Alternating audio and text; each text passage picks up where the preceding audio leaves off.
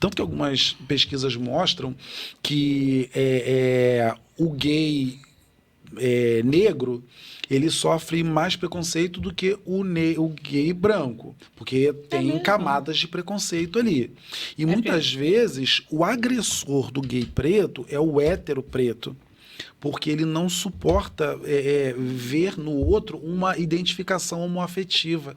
Então incomoda mais ele, né? Tipo, o branco é o outro, mas você sou eu. Então eu não admito que você seja. Mas como eu amo meus amigos da igreja, sabe? Eu nunca sou engraçado, né? Eu E a nunca sofri igreja, preconceito você na igreja. sofreu? Não, não Não. sofreu. É claro que eu não era assumido e as pessoas fingiam que não sabiam, né? Uhum. E às vezes alguém chegava assim, posso te fazer uma pergunta? E eu falava assim, se você fizer, eu vou responder. Você quer saber mesmo? Não, deixa pra lá e tal. Mas mas assim, eu conheci um amor fraterno dentro da igreja. Legal. Que até hoje meus amigos da igreja me abraçam, me beijam, me chamam de irmão, dizem que me amam. Então eu vejo que não era uma coisa da religião, aqui as pessoas se chamam de irmão. Não, é realmente pessoas que torcem por mim. É claro que dentro do processo de evolução espiritual, alguns deles ainda não conseguem entender que o que eu faço não é uma escolha, que a minha realidade, a minha condição sexual não seja uma escolha. Eles ainda não conseguem entender isso. Mas eu respeitam, né? E eu, às vezes, valorizo mais ainda, porque eles não têm essa compreensão, mesmo assim não deixam de me amar, de me respeitar, de me convidar para os encontros. É importante o respeito, né? Pois é, pois Quebra é. padrão, né? Aí você falou eu posso voltar. E na escola você sofria bullying. Era o contrário? Sofria. Olha, então, engraçado, no ambiente escolar, como eu sofri bullying, sabe? Eu estava comentando isso com uma aluna minha esses dias. Eu tenho uma aluna que, na verdade, é um menino trans, mas ela tem dificuldade com a família e tal. Aí eu falei pra ela, olha, um dia vai melhorar. Ela, minha vida é uma droga. Eu falei, tá quantos anos? Ela 16, tá na época de achar a vida uma droga mesmo, mas um dia vai passar.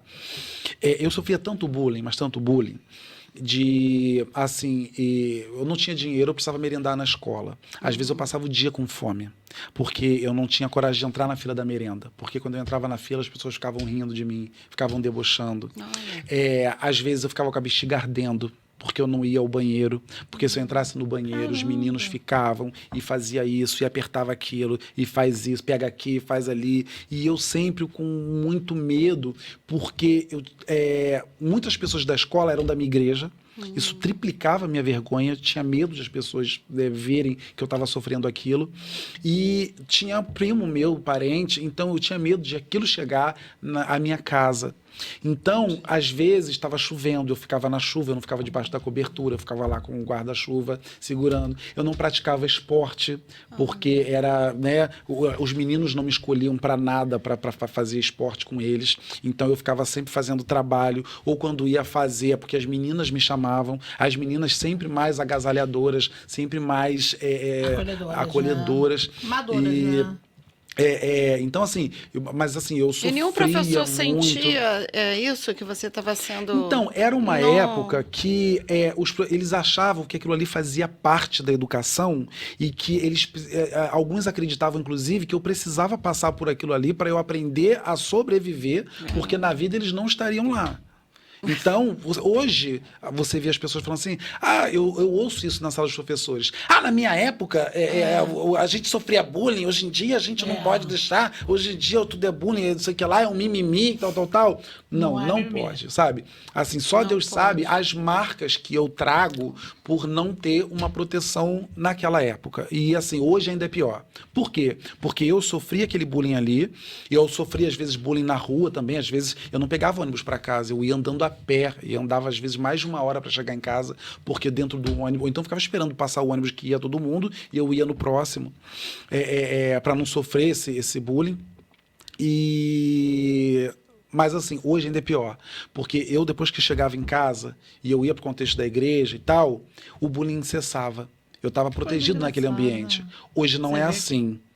Hoje, Isso que eu o ia te bullying perguntar. continua no celular, na internet, na rede social. Então, eu imagino, se assim, já era enlouquecedor aquilo que eu sofria no ambiente escolar, imagina se aquilo ali fosse as pessoas me chamando de viadinho na rede social e dizendo não faz isso, você não pode, você é ridículo, você tem que morrer, você sabe?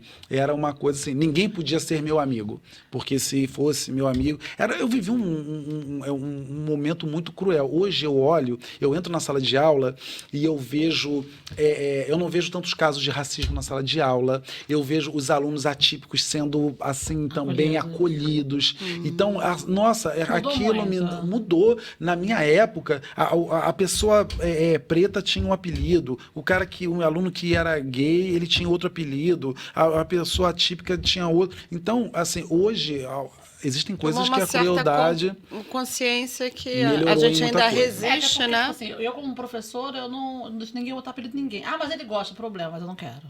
Uhum. Não quero. Não quero porque eu não sei se ele gosta pra te agradar, entendeu? Ou se ele gosta mesmo, então não quero. Uhum. Ninguém tem apelido na minha sala. Não gosto que bote apelido em ninguém, ninguém tem apelido em ninguém. Ele tem nome, você tem nome, vamos chamar pelo nome. Que é apelido lá fora, aqui não. E hoje faz É uma você... maneira de você controlar isso, né? Porque a gente não sabe.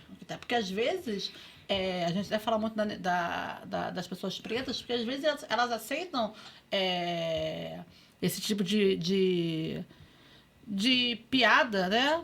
Pra se inserir naquela turma. Não precisa disso, né? E você, por ter passado por isso, você consegue ter mais sensibilidade em perceber quando uma criança está sofrendo, né? E outra coisa que eu acho interessante é que você se reinventou, né? Você passou por isso tudo e hoje você é um cara super alegre, dá Super. aula, todo mundo ri, todo mundo te adora. Super bem esclarecido e resolvido quanto a isso. Exato. É. Apesar dos traumas assim que você eu está tento contando. ser. Eu descobri recentemente que eu trago algumas marcas de homofobia em mim. Então eu tenho que combater. Legal Atualmente, você falar isso. assim, nas definições atuais de homofobia, de racismo, não existe preto racista, não existe gay homofóbico, porque vamos falar de racismo, volta à homofobia. O racismo hoje, ele não é só um discurso, ele é um discurso e que tem uma estrutura. Sim. Ainda que existam pessoas pretas que dizem assim, eu não contrato outro preto para trabalhar porque eu acho que é vagabundo. Eu não só gosto de ter amigo branco. Eu só gosto de não sei o quê. Eu tenho uma ideologia tal.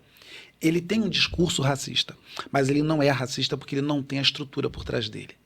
Ele pode andar rodeado só de branco. Sumiu alguma coisa no bolso de alguém, chegou a polícia, o primeiro a ser revistado vai ser ele que é preto.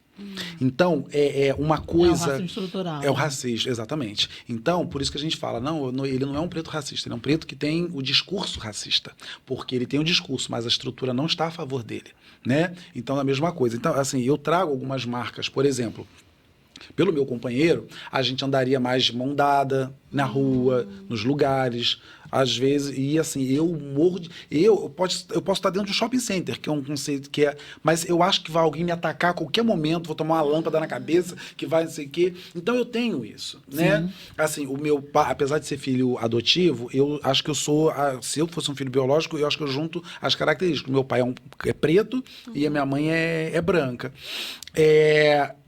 Eu, como moreno que sou perto da minha mãe, eu, né, era bem, assim, um pardo bem escuro, né? E minha mãe sempre me ensinou, você vai entrar numa loja, você não abre o iogurte antes de chegar lá, porque vão achar que você roubou. Mas eu vejo o fulano falar, ela, não. Olha que frase. Então, eu, por exemplo, eu estou dentro de um mercado, eu não enfio mão no bolso, eu não entro no supermercado se eu tiver um produto que possa vender lá, porque eu sempre acho que as pessoas vão... Então, eu tenho essas marcas de preocupação em mim. Em relação à homofobia, eu trago algumas preocupações que eu não consigo relaxar hoje, né? Então, assim, hoje eu enxergo isso. Já foi até um problema no meu relacionamento, por exemplo, porque o meu companheiro, ele fala, a gente, né, hoje, agora em agosto, a gente vai fazer 22 anos juntos. E aí ele fala, você não tem orgulho de andar comigo? Eu falei assim, cara, não. É porque na minha realidade... ainda mais com ele, eu me sinto exposto 2 vezes. Porque sendo só eu, se cair na porrada, mas sendo ele, eu não sei o que vai acontecer, né, em relação a ele. E tem que ter medo também, né? Porque hoje em dia a gente não sabe, né? Mas a sociedade tá muito esquisita, né? Com relação a isso. Pois é. Pois é, e assim, é o que eu falo para ele. Nós convivemos no ambiente acadêmico, né? Ele agora como professor da FRJ, ele, né, tá viajando lá nas questões acadêmicas dele e tal, e eu nessa coisa de professor também. A gente vive num contexto em que não é comum mostrar o preconceito. Não que não exista o preconceito, mas não é comum mostrar. Só que a gente não pode sair lá fora de uma escola, da universidade, e achar que as pessoas vão agir da mesma forma, porque não vão. Não vão. E algumas acreditam que realmente estão matando o gay em nome de Deus. E verdade. aí, quando essas pessoas acreditam que a maldade dela é justificada por Deus, não tem limite. E pior né? que tem gente que não tem nem Deus, né? Porque nem fala nem de Deus, é porque não gosta mesmo. Porque... É. E não gosta porque não gosta. Aí vai ter toda uma questão, né? Essa barreira. Que impedimento é esse? Que, né? É exatamente isso. Parece que a pessoa quer matar um espelho, né? Ela quer quebrar um espelho. Ela está se refletindo ali. Aquela catarse, quando vê o outro, né? Ela quer destruir aquela catarse que ela não suporta. Tanto que algumas pesquisas mostram que o gay negro, ele sofre mais preconceito do que o gay branco, porque tem camadas de preconceito ali.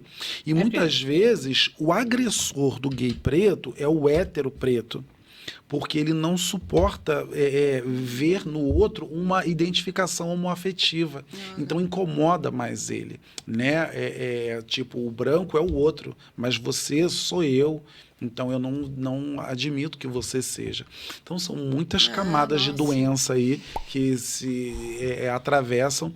Assim, a gente está melhor, mas ainda tem muita coisa para a gente melhorar, né? Enfim, e aí fui superando, né, amiga? Foi superando e superou muito bem. A gente teve terapia, que não sei o quê. E aí, gostou desse corte? Que tal assistir o episódio inteiro? Continue conosco, assista outros episódios e acompanhe nossas redes. Papo de Subúrbio, espalha pra geral. Vem!